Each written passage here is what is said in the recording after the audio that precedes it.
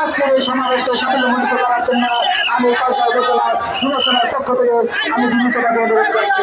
ধন্যবাদ। সামনে যে